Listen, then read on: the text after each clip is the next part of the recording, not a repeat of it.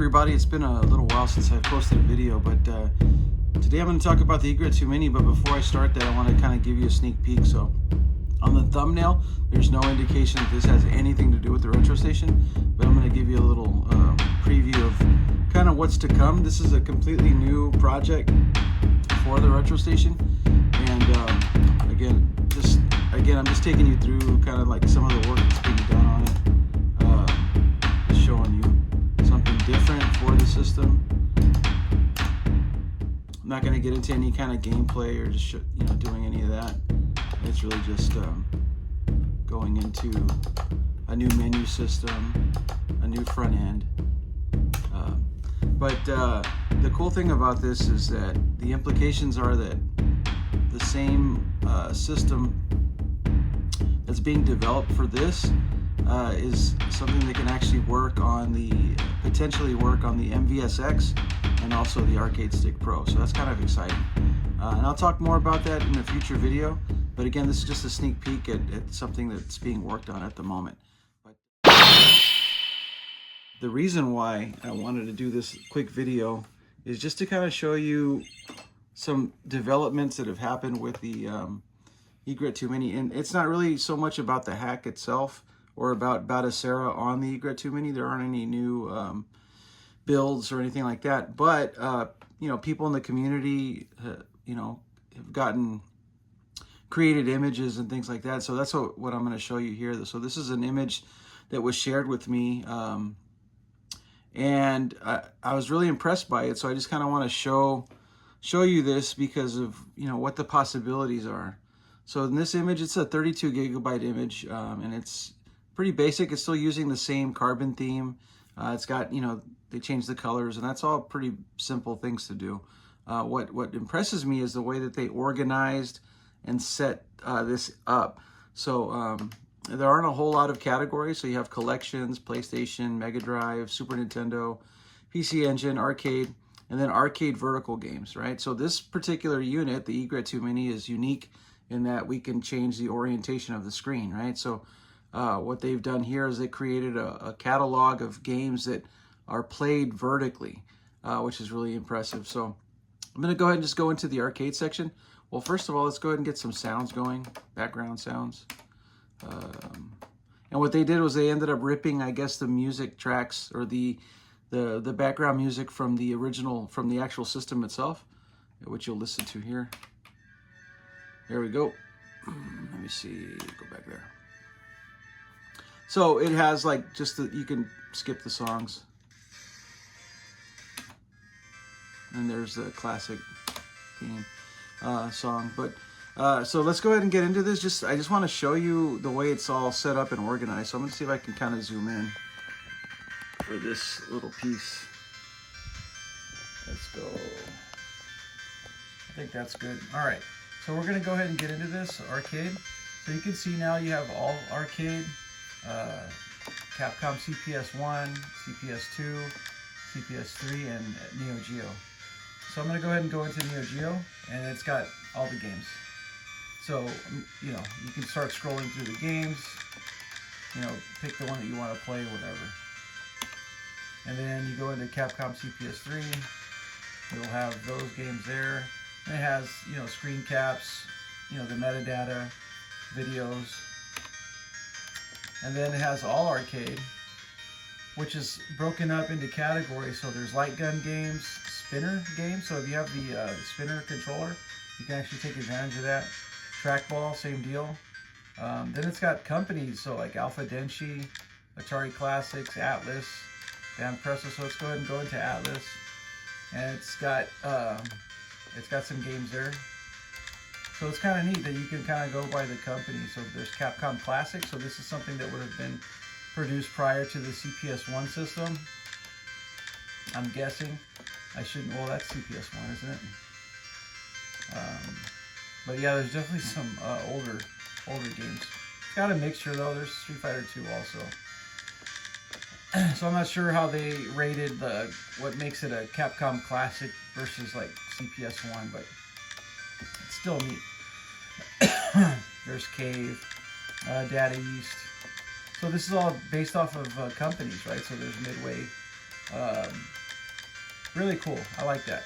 There's Sikyo. Let's go in there. And it's not just shoot 'em up, so that's cool. If I go into the vertical section under Sikyo, though, I will run into a lot of shoot 'em up games, which is really sweet. Super cool. So that's arcade, and I already talked about Capcom, so let's go ahead and go back.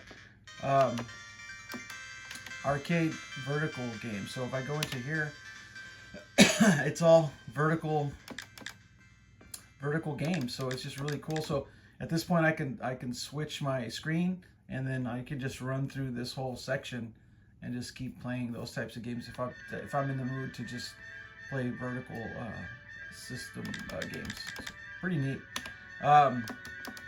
PC Engine.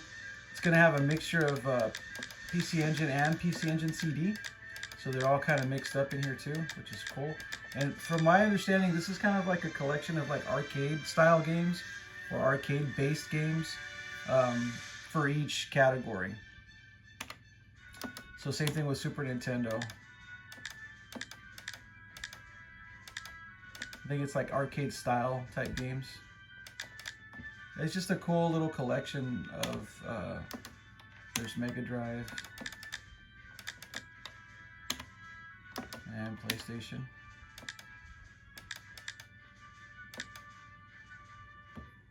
Can't get the, there we go. So it's just really neat. And there's collections. So the collections is based off of genre, I guess. So you have action, adventure, beat 'em up, fight, pinball. So I'm curious what's there on pinball. There's, Gals Pinball. Interesting. Devil's Crush is a PC Engine game. So it's not just the arcade games. It's any games that might be in this package that it's under that style of gameplay, which is in this case pinball. And it's all set up. I didn't have to do anything. But these are the things that can be done with batocera, is that you can create these folders, organize your games by system, by category, by genre, by company. It's just really cool that you can do that. And that's definitely something I wasn't going to do, so it's neat that there's a community out there that's making this type of stuff to enjoy, so it's pretty cool. So I'm gonna go ahead and go into the arcade vertical games. Let's go ahead and switch the screen.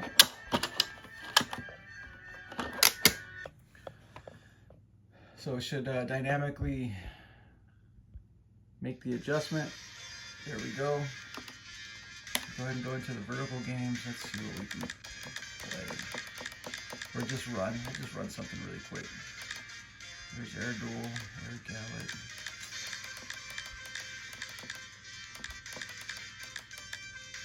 There's so much to choose from, right? Like, what do you do? Arm wrestling? That's cool. Arm formation. See if I can come across something that...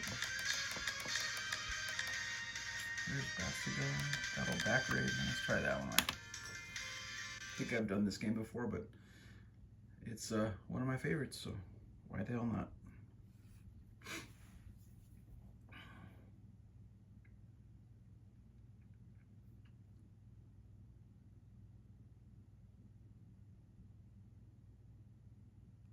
Takes a while to load the first time.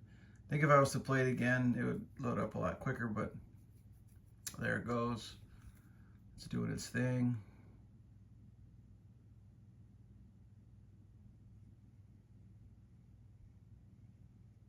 Cool, there we go.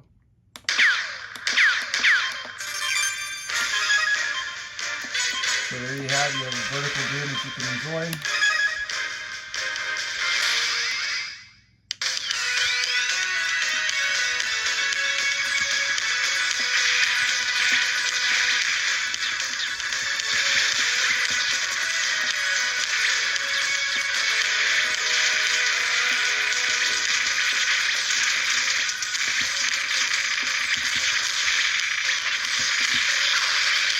Cool, man.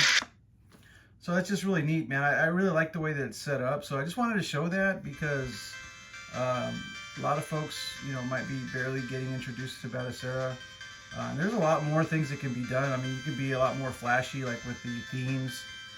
This is keeping the theme pretty basic, but the content and the way it's organized and set up makes it really convenient and easy to just start playing some games. And it's just really cool. I assume you could add more games. I actually have a 32 gigabyte micro SD card, so I can't really add too much more to it. It's already jam-packed, but if you had a bigger card, then you could just add to this and kind of, you can scrape your data, your metadata. So this is all Spanish metadata, so like all the information about the games and stuff are going to be in Spanish. Some of the games themselves are actually Spanish ROMs, so like during gameplay, like some of the text and stuff that's in there that you'll have to read, it's in Spanish. I guess one of the minor inconveniences of taking advantage of these images, but I mean, the gameplay is the same. You can still play the games and all that. And these are all arcade games, so it's not like they're RPGs and stuff like that you're going to need to be able to read that stuff. But if you speak Spanish and understand Spanish, then that's just a bonus. But yeah, it's just really cool the way it's all set up. I just wanted to show that, just because, you know, it's just neat. It's neat what you can do. And something like this makes me actually want to go in and just play some games.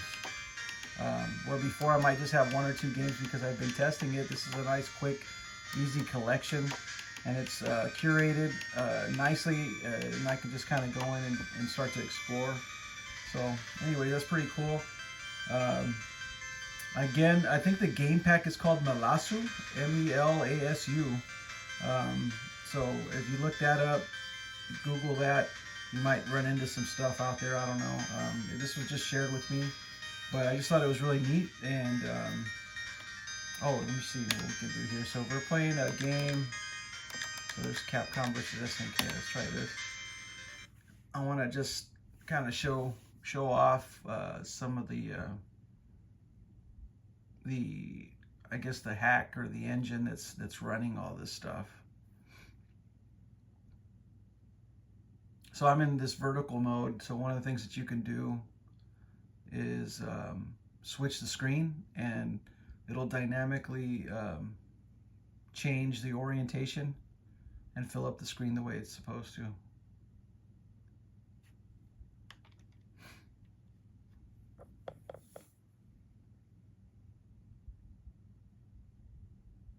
So this Capcom vs. SNK, the PlayStation port. Probably the only way you'll be able to somewhat play this game, because there's no way in hell that you're going to play the Naomi version, or let alone the Dreamcast version on this system. But I mean, that's pretty cool. So let's see if I can switch the screen. Forgot which way to go. So cool, man. That's like one of my most favorite features of this build for this system. So while you're playing the game, if you like pick a game that's a vertically oriented game, you can just change the screen out and it'll just change for you. Super, super cool. It doesn't seem like, well, that's the way it should be, because that's how the system was. Well, it's not. It wasn't easy to do, so it's always impressive to see that. So, anyways, there it is. And if you exit back to it, the orientation will be a little off. So all you got to do is just pop it out, pop it back in. It'll fix itself.